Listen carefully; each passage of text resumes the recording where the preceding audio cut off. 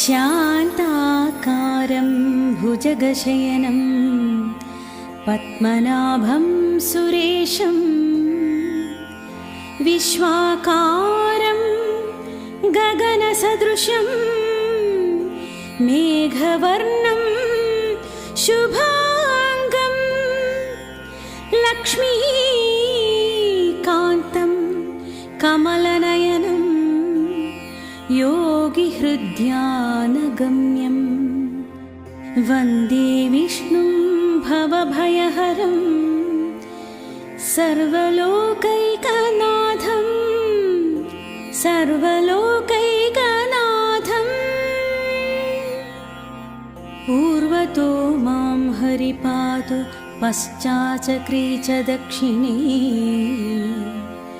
कृष्ण उत्तरतः पातु श्रीशो